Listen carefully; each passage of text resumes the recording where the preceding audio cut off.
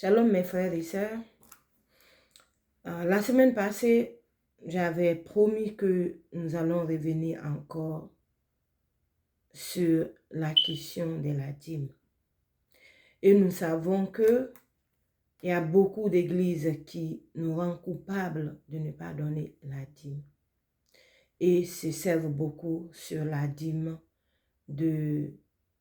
d'Abraham à Melchisédek. Et que nous savons très bien, après cette rencontre d'Abraham et Melchisédek, on n'a plus entendu parler de la dîme. Abraham n'a pas fait de dîme sur ses biens. Il n'a pas continué à le faire. Isaac n'a pas fait. Jacob n'a pas fait. Jusqu'à Moïse, quand Dieu l'a donné la loi. Amen.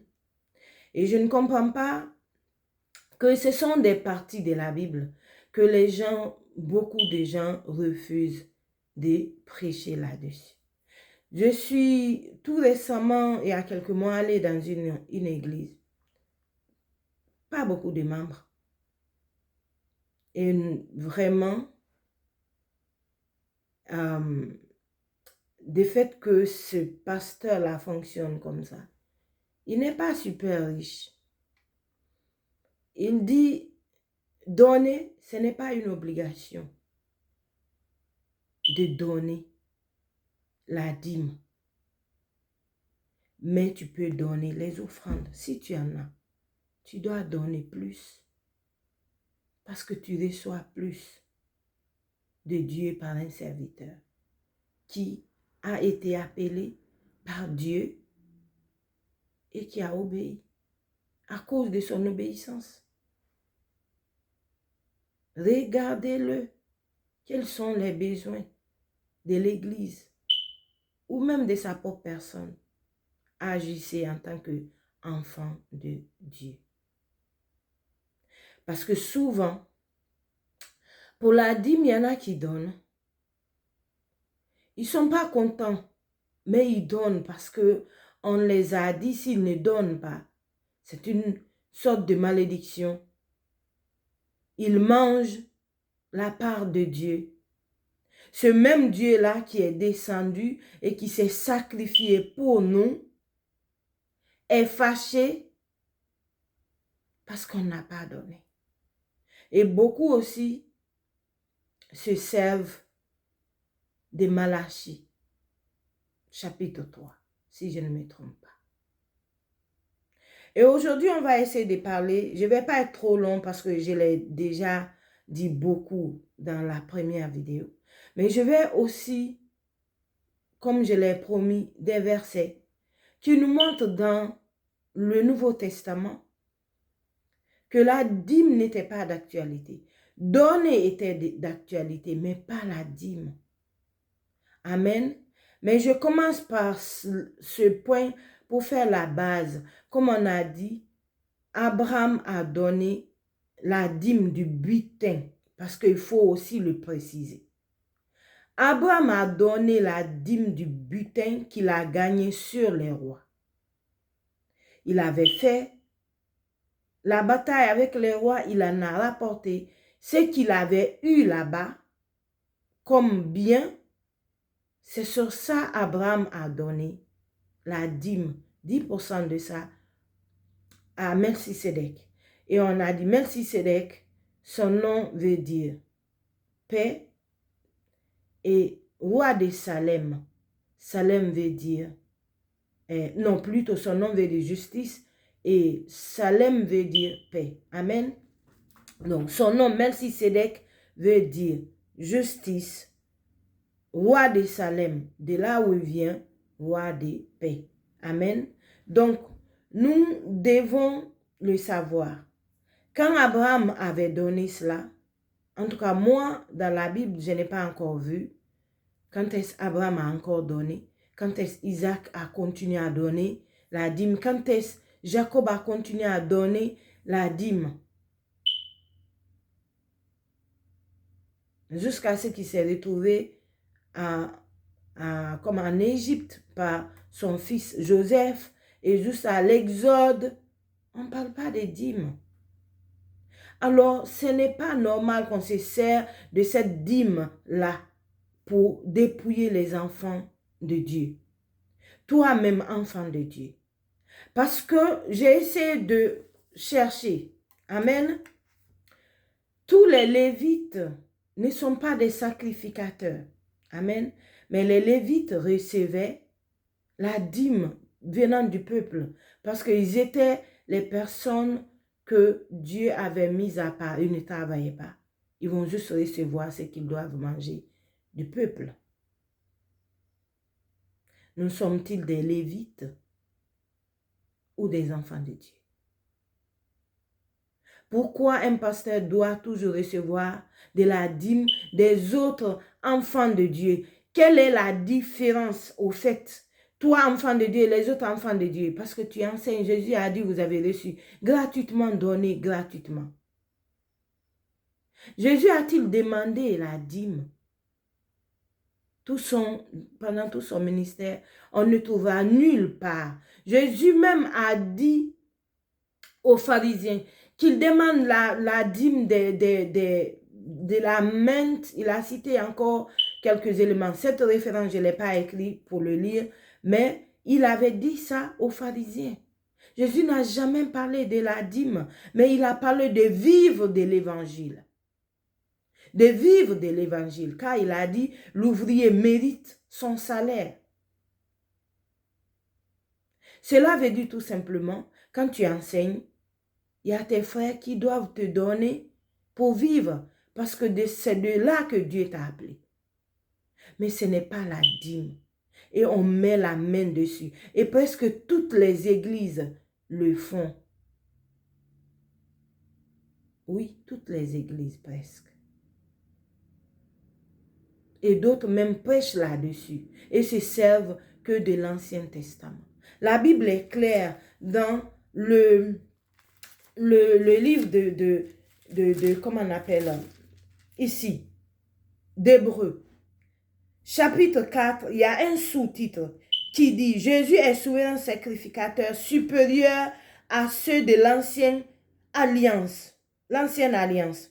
Son sacerdoce est semblable plutôt à celui de Melchisédek, subsiste éternellement et implique l'abolition de sacerdoce lévitique. Implique l'abolition. L'abolition veut dire complètement arrêté, c'est détruit, c'est fini. Comme quand on parle de l'abolition de la traite négrière, c'est aboli, c'est fini, c'est terminé. Mais pourquoi nos frères et sœurs se servent-ils de cela? Pour continuer à nous prendre de l'argent. Disons de donner dans la maison de Dieu. Disons que on est là, Dieu nous a appelés pleinement, parce qu'il y a des pasteurs. Moi, je connais qui travaillent, ils viennent prêcher. Amen. Ils vivent de cela. L'exemple, c'est Paul. Paul, il a parcouru tellement d'endroits parce que Jésus l'avait averti pour ça. Mais il travaillait. C'est lui-même qui a osé dire que celui qui ne travaille pas ne mange pas. Il travaillait pour que comment on appelle ça? Les disciples, s'ils ne donnaient pas, pour qu'ils ne soient pas totalement dépendants d'eux. Mais aujourd'hui, nous avons des pasteurs super riches. Et au milieu, il y a des pauvres qui souffrent, qui n'ont même pas à manger. Et ils continuent à demander la dîme. Parce qu'ils ont peur, quand la dîme va être arrêtée, ils ne peuvent pas subsister. Alors, de quel Dieu croit-il? Si tu penses que tu dois vivre de la dîme, pas de penser que Dieu peut toucher le cœur de tes frères et sœurs pour donner les offrandes, pour que toi tu vives. De quel Dieu crois-tu? De quel Dieu? Je sais que beaucoup ne vont pas aimer cette vidéo, mais ça va délivrer pour les frères et sœurs qui ont des oreilles pour entendre la voix de Dieu. Il y a des pasteurs qui ont des jets privés, qui ont ceci, qui ont cela. Et ils savent qu'il y a des pauvres qui n'ont même pas à manger dans leur église. D'autres même recommandent de ne pas, aux riches, de ne pas se faire savoir dans l'église parce que les frères et sœurs qui n'ont rien à manger vont les demander. Quel cœur avez-vous? Quel cœur avez-vous?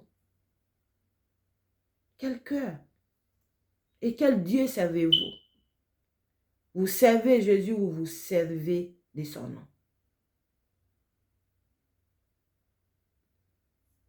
Et nous allons lire Paul qui aime parler de beaucoup de choses, que Dieu a révélé beaucoup de choses. Nous parle de quelque chose, parce que s'il a dit était d'actualité, il allait en parler. Paul allait en parler. Vous ne donnez pas vos dîmes. Il a parlé de l'impudicité dans l'église de Corinthe. Mais lisons dans 1 Corinthiens chapitre 9, à partir du verset 11, on va lire. Si nous devons s'aimer parmi vous, Paul dans ce passage, vous pouvez lire même tout le chapitre, ça va vous aider. Paul est en train de parler de son droit, du fait qu'il enseigne que les autres ont le droit de le faire. Mais il n'en demande pas. Il n'a pas parlé de dîmes. Il a parlé de donner. Amen. Et si nous avons sémé parmi vous les biens spirituels, est-ce une grosse affaire si nous moissonnons vos biens temporels, c'est-à-dire que les biens matériels. Amen. Parce que lui parle de spirituel. Spirituel, c'est qui demeure, mais demeure plutôt. Et temporel, c'est les biens que nous avons. Il continue, verset 12. Si d'autres jouissent de ce droit sur vous, n'est-ce pas plutôt à nous d'en jouir? Mais nous n'avons point usé de ce droit. Au contraire, nous souffrons tous afin de ne pas créer d'obstacles à l'évangile de Christ. Il ne demande même pas le droit pour ce qu'il devait recevoir pour ne pas que l'évangile de Jésus soit saccagé. C'est-à-dire que que cela fasse un frein. Voilà. Que cela fasse un frein pour prêcher l'évangile. Lui, Paul a pensé plutôt aux choses de Dieu qu'à lui-même. Et nous pouvons voir ce Paul qui a demandé son manteau. Son manteau. Il pouvait dire, achetez-moi un manteau, mais il a demandé son vieux manteau parce qu'il avait froid. Cela relate qu'il n'avait pas de biens matériels. Comme aujourd'hui, tous les pasteurs veulent avoir des méga churches. Ils veulent avoir des biens matériels. Ils veulent être vus, bien habillés, costumés. Mais nous avons vu les apôtres qui ont prêché l'évangile jusqu'à ce que c'est arrivé à nous. Et nous avons vu dans le livre ou par l'histoire comment eux tous sont morts. Personne n'a laissé un immeuble. Et nous, qu'est-ce qui se passe?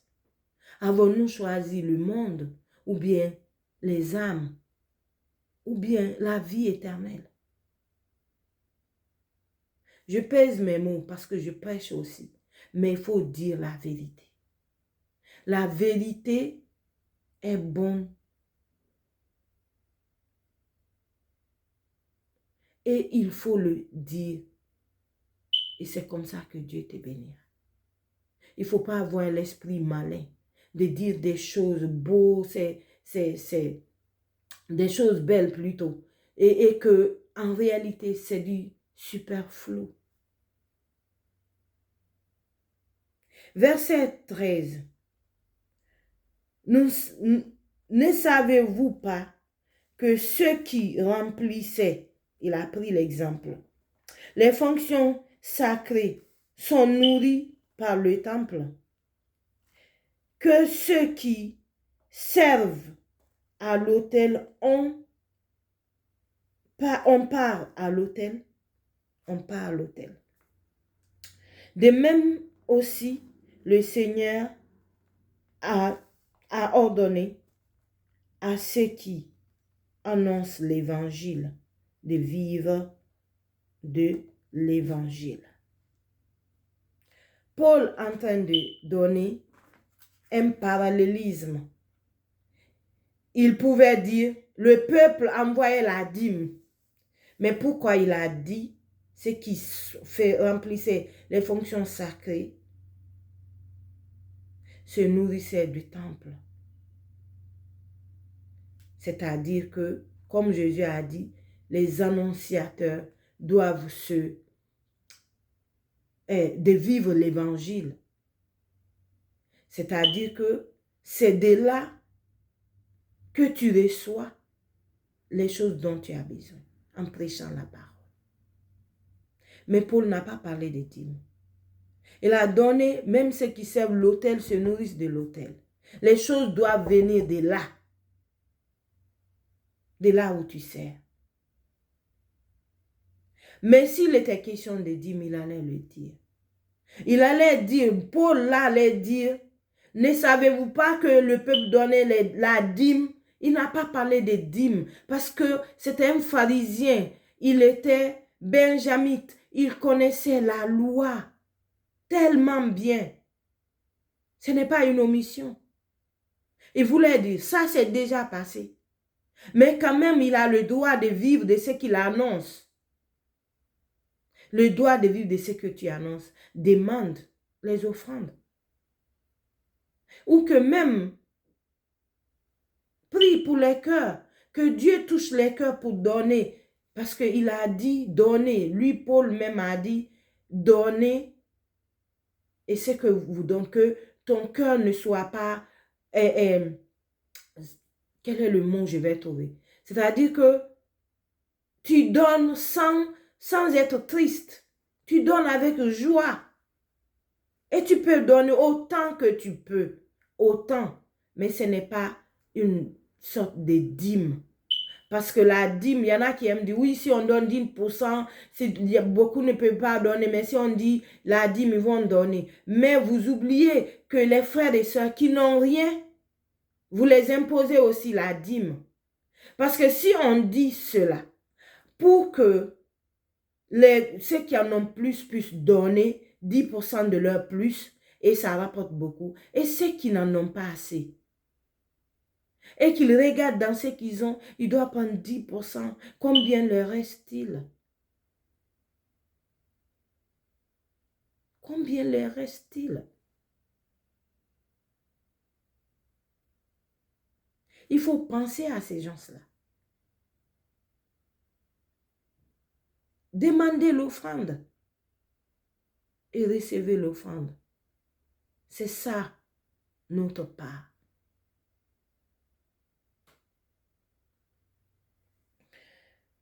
Et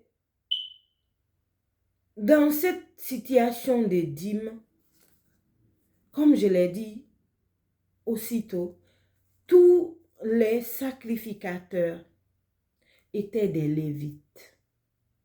Des Lévites, ce sont des enfants descendants des Lévis. Amen. Mais tous les Lévites n'étaient pas des sacrificateurs. Tous les Lévites n'étaient pas des sacrificateurs. Et les sacrificateurs ne se donnaient pas les dîmes. C'est-à-dire que, je m'explique, il y avait un souverain sacrificateur et il y avait les sacrificateurs. Le souverain sacrificateur, c'est celui qui rentre dans le Saint des Saints une fois par année avec le sang des animaux pour le péché du peuple. Mais ce sacrificateur, qui est souverain sacrificateur, ne recevait pas la dîme des sacrificateurs. Plutôt, les Lévites là qui recevaient les 10% du peuple donnaient aussi leurs 10% aux sacrificateurs. Est-ce que vous me comprenez? Le schéma était, tous les sacrificateurs sont des Lévites, mais tous les Lévites n'étaient pas sacrificateurs. Donc, parmi les Lévites, ceux qui devenaient sacrificateurs recevaient la dîme des Lévites qui recevaient à leur tour aussi du peuple.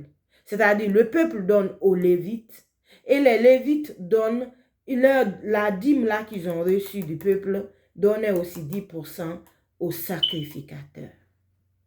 Et on appelait cette dîme la dîme des dîmes. Maintenant, où je vais en venir, c'est dans l'Apocalypse chapitre 1, verset 6. Jésus a fait de nous un royaume de sacrificateurs. Alors, si nous sommes sacrificateurs, même l'exemple que nous prenons souvent pour dire que le peuple donnait les 10% aux sacrificateurs. Si je suis sacrificateur, mon frère qui a accepté Jésus-Christ est aussi un sacrificateur. Est-ce qu'il a le droit de me donner la dîme? Parce que même dans le schéma de l'Ancien Testament, ce schéma-là n'est pas là. Le schéma n'est pas que les sacrificateurs donnaient leur, comment on appelle, dîme aux souverains sacrificateurs. Et même si ce schéma-là existe, c'est Jésus le souverain sacrificateur. Ce n'est pas un pasteur. Donc, quand tu es pasteur, ton frère et soeur à qui tu annonces l'évangile, qui a plutôt la parole, qui a reçu Jésus-Christ comme Seigneur Sauveur, n'a pas le droit de te donner la dîme. Parce que vous êtes sous le même rang. On a un souverain sacrificateur, Jésus-Christ, et nous sommes tous des sacrificateurs. Alors, pourquoi la dîme? C'est pour ça que Paul, connaissant vraiment ce schéma, n'a pas parlé de la dîme, a parlé de l'offrande, de vivre de l'évangile. On peut donner à mon frère qui est en train d'enseigner, mais ce n'est pas 10%. Parce que si c'est ça, moi aussi j'ai le droit de recevoir 10% de ce que tu reçois. Parce que je suis aussi sacrificateur. C'est ce que Jésus a fait de nous. Un royaume de sacrificateurs. J'ai envie de dire why. Pourquoi nous ne prêchons pas ces choses-là? On aime parler toujours, on prend l'Ancien Testament, on fait bien le dessin. C'est très beau, c'est bien, mais on a dit, c'est l'ombre des choses à venir. Jésus a dit dans Marc 12, à partir de verset 41-44, quand il était là, la foule donnait la dîme. Vous pouvez lire ce passage.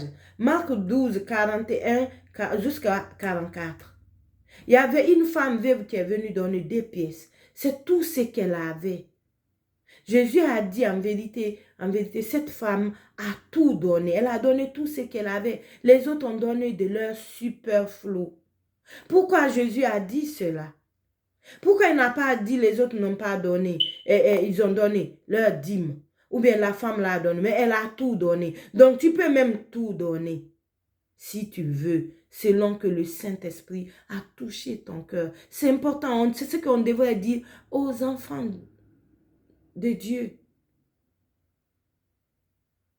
Donnez selon que le Saint-Esprit a mis dans ton cœur, donne.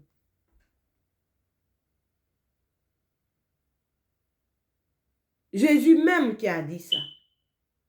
Il n'a pas parlé des dîmes. Pourtant, en ce moment, Jésus n'est pas encore glorifié. Il savait que cela est déjà fini. Parce qu'il a dit, il n'est pas venu pour abolir la loi, mais pour l'accomplir. Il l'a accompli et c'est fini. Son sacerdoce est venu. Les autres sont, c'est révolu, c'est aboli complètement. Ayons le courage. Disons-nous la vérité. Prenez, demandez les offrandes et prêchez que la dîme, c'est quelque chose qui n'est pas pour les enfants de Dieu.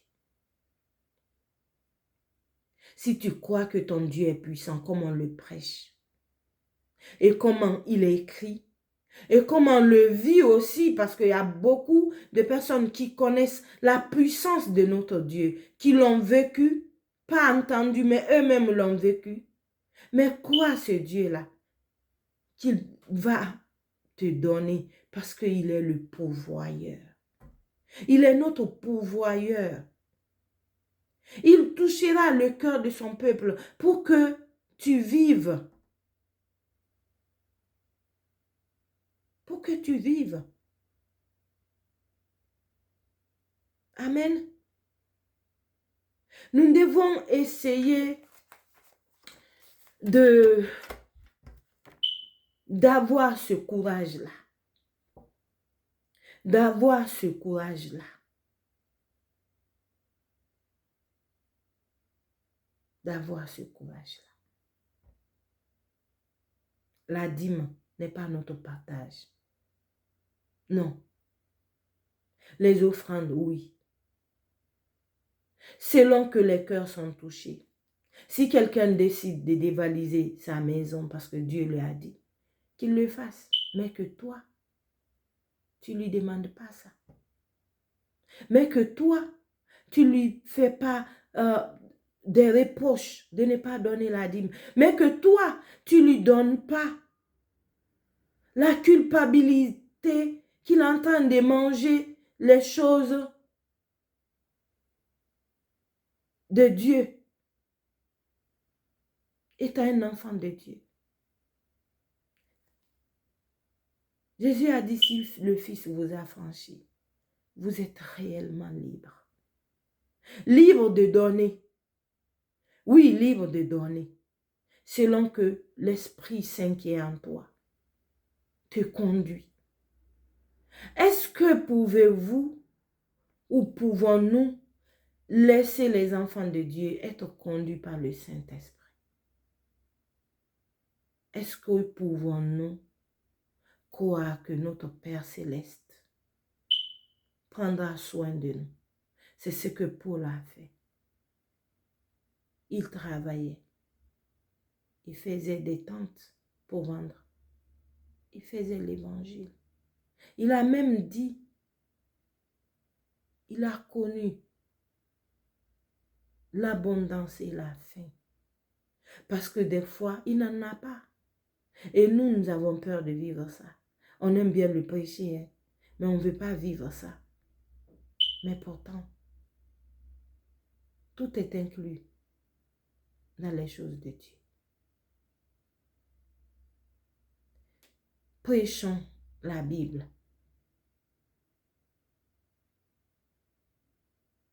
Mais prêchons l'évangile, la vraie, aux enfants de Dieu et à tout le monde, afin que Dieu soit glorifié. Et que toute la gloire revienne à Jésus-Christ, qui nous a sauvés, qui est mort pour nous, qui s'est donné tout entier. Prions. Merci Seigneur pour ces paroles, oh Dieu de gloire, Saint-Esprit. Merci pour ta présence. Rikanda bashi terebo sakarinda broshaya bakatarabashi. Inda masha terebo sukaramayande keterebo sukatara. Rima katarabo si katarabrashi terebo sukoromashaya daba. Remanda kabashi terebrinde sukatabrashi. Mon frère, ma soeur, que cette parole te touche. et que nous revenons dans le nom de Jésus-Christ sur la bonne voie comme notre Seigneur qui prêchait. Il partait de lieu en lieu, mais il n'a jamais demandé la dîme. Que nos cœurs reviennent à la vraie évangile, afin que les âmes soient sauvées, afin que les âmes soient sauvées, que les gens ne voient pas qu'on est venu pour les dépouiller, mais pour les enseigner du royaume de Dieu qui est venu vers eux, pour que leurs âmes soient sauvées pour toujours. Merci Seigneur, ô Dieu vivant. Touche aussi moi-même mon cœur, afin que Seigneur, je ne tombe pas dans la tentation, dans le précieux nom de Jésus-Christ.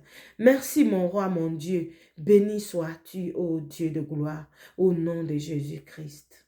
Amen. Mon frère, ma soeur, c'est ce que j'ai à vous partager aujourd'hui. Que Dieu vous bénisse abondamment. Shalom.